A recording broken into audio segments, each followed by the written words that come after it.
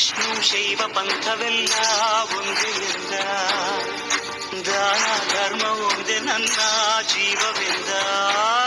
ಕುಲಮತಗಳನ್ನು ಸಮಯಂದವನು, ನೆಲ ಜಲಗಳನ್ನು ಉಸಿರೆಂದವನು, ಹೊಸ ಚರಿತೆಯ ಬರೆದನು ಕೆಂಪೇಗೌಡ.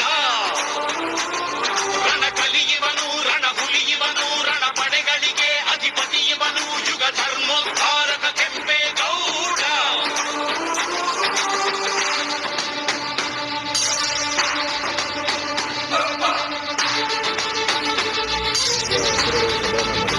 ಏನೆಲ್ಲ ಕಾರ್ಯಕ್ರಮಗಳಿಗೆ ರೂಪರೇಷೆಗಳಾಗಿದೆ?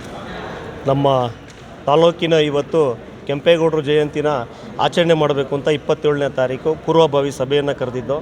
ಇವತ್ತು ನಮ್ಮೆಲ್ಲ ಕುಲಬಾಂಧವರು, ಲೀಡ್ರುಗಳು, ಸಂಘ ಸಂಸ್ಥೆಗಳನ್ನೆಲ್ಲ ಸೇರ್ಕೊಂಡಿದ್ದು. ಎಲ್ಲ ಒಟ್ಟಾಗಿ 27ನೇ ತಾರೀಕು ನೆಲಮಂಗಲ ತಾಲೂಕಲ್ಲಿ ಅದ್ಧೂರಿಯಾಗಿ ಮಾಡಬೇಕು ಅಂತ ತೀರ್ಮಾನ ಮಾಡ್ಕೊಂಡಿದ್ದೀವಿ. ನಮ್ಮ ಕುಲಬಾಂಧವರು ಎಲ್ಲರೂ ಬಂದು ಹೆಚ್ಚಿನ ಸಂಖ್ಯೆ ಭಾಗವಹಿಸಿ ಯಶಸ್ವಿಯನ್ನು ಮಾಡಬೇಕು ಅಂತ ಕೆಂಪೇಗೌಡರು ಜಯಂತಿನ ಕೇಳ್ಕೊತೀವಿ. ಎಲ್ಲಿಂದ ಪ್ರಾರಂಭ? ನಾವು IBಯಿಂದ ಸ್ಟಾರ್ಟ್ ಮಾಡಬೇಕು ಅಂತ ಇದ್ದೀವಿ. IBಯಿಂದ ಪ್ರವಾಸಿ ಮಂದಿರದಿಂದ ಸ್ಟಾರ್ಟ್ ಮಾಡಿ ತಾಲೂಕ್ ಪಂಚಾಯಿತಿ ಆವರಣದಲ್ಲಿ ಪೂಜೆ ಕಾರ್ಯಕ್ರಮ ಮತ್ತು ಕಲಾ ತಂಡಗಳು ಎಲ್ಲವನ್ನೂ ಇಟ್ಕೊಳ್ಳೋಕ್ಕೆ ವ್ಯವಸ್ಥೆಯನ್ನು ಮಾಡಿದ್ದೀವಿ. ಹಾಗೂ ನಮ್ಮ ಜನಪ್ರಿಯ ಶಾಸಕರು ಸಹ ಈ ಸಭೆಯನ್ನು ನಿನ್ನೆ ಕೂಡ ಈ ಸಭೆಯನ್ನು ಕರೆದು ಈ ಸಭೆಯಲ್ಲಿ ಹೆಚ್ಚಿನ ಜನವನ್ನು ಸೇರಿಸಬೇಕು, ತಂಡವನ್ನು ನಾವು ಮಾಡಬೇಕು ಅಂತೇಳಿ ಎಲ್ಲ ವ್ಯವಸ್ಥೆಯನ್ನು ನಾನು ಮಾಡಿಕೊಡ್ತೀನಿ ಅಂತ ಅವರು ಸಹ ಹೇಳಿದ್ದಾರೆ. ಎಲ್ಲ ನಮ್ಮ ಕುಲಬಾಂಧವರು, ನಮ್ಮ ಸೋಂಪುರ ಹೋಬಳಿ ಇರ್ಬೋದು, ತ್ಯಾಮಗೊಂಡ್ಲ ಹೋಬಳಿ ಇರ್ಬೋದು, ಕಸ್ಬಾ ಹೋಬಳಿ ಇರ್ಬೋದು, ಟೌನ್ ಹೋಬಳಿಯಿಂದ 27ನೇ ತಾರೀಕು ಬೆಳಗ್ಗೆ 9:00ವರೆಗೆ ಎಲ್ಲರೂ ಭಾಗವಹಿಸಿ ಹೆಚ್ಚಿನ ಸಂಖ್ಯೆಯಲ್ಲಿ ಭಾಗವಹಿಸಬೇಕು ಅಂತ ಕೇಳ್ತಾ, ಭಾಗವಹಿಸಿ ಹೆಚ್ಚಿನ ಜನಸಂಖ್ಯೆಯ ನಮ್ಮ ಕುಲಬಾಂಧವರು ಬಂದು ಯಶಸ್ವಿಯನ್ನು ಮಾಡಬೇಕು ಕೆಂಪೇಗೌಡರು ಜಯಂತಿನ ಅಂತ ಕೇಳ್ಕೊತಾರೆ. ಎಷ್ಟು ಸಾಧ್ಯತೆಗಳು?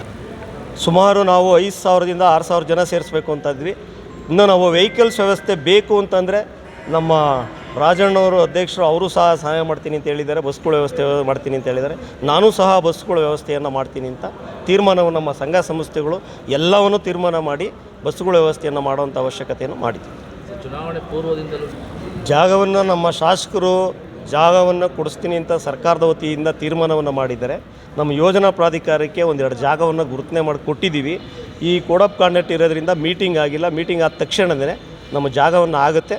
ನಮ್ಮ ಶಾಸಕರು ಸಹ ಈ ಕೆಂಪೇಗೌಡರು ಜಯಂತಿ ಹಿಂದಿನಿಂದನೇ ಮಾಡಿಕೊಡ್ಬೇಕು ಅಂತ ಹೇಳಿದ್ದಾರೆ. ಅವರು ಸಹ ಅನುದಾನವನ್ನು ಸಹ ಕೊಡ್ತೀನಿ, ಜಾಗ ಮಾಡಿಕೊಡ್ತೀನಿ. ಒಂದು ಭವನವನ್ನು ಮಾಡೋಣ, ಕೆಂಪೇಗೌಡರು ಭವನವನ್ನು ಒಂದು ಮಾಡಲೇಬೇಕು ನಾವು ಅಂತ ಹೇಳ್ಬಿಟ್ಟು ತೀರ್ಮಾನ ಮಾಡಿದ್ವಿ.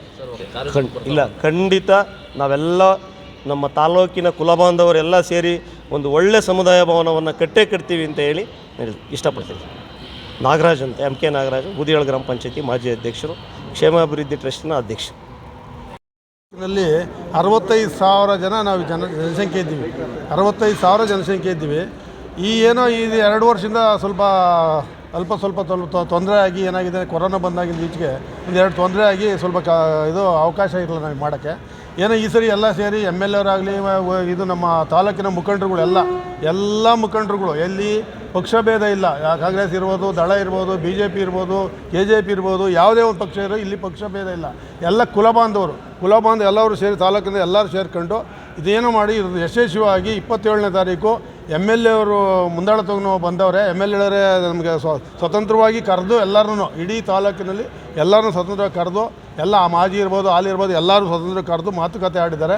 ಎಲ್ಲರೂ ಒಗ್ಗಟ್ಟಾಗಿ ಮಾಡೋಣ ಅಂತ ಹೇಳಿದ್ದಾರೆ. ಈಗ ತಾಲೂಕಿನಲ್ಲಿ ಎಲ್ಲ ಹಿರಿಯ ಮುಖಂಡರು, ಇಲ್ಲಿ ಯಾರು ಅವರು ಇವರು ಅಂತ ಎಲ್ಲ ಹಿರಿಯ ಮುಖಂಡರು ಸೇರಿ ಒಗ್ಗಟ್ಟಾಗಿ 27ನೇ ತಾರೀಕು ಸ್ವಲ್ಪ ಗ್ರ್ಯಾಂಡಾಗಿ ಮಾಡೋಣ ಅಂತ ಒಂದು ಇದು ಕಾರ್ಯಕ್ರಮ ಇದೆ. ಈ ಕಾರ್ಯಕ್ರಮ ಯಶಸ್ವಿಗೊಳಿಸಲಿ ಅಂತೇಳಿ ತಮ್ಮೆಲ್ಲರಿಗೂ ಕೈ ಮುಗಿದು ನನ್ನ ಮಾತು ಮುಗಿಸೋಕ್ಕೆ.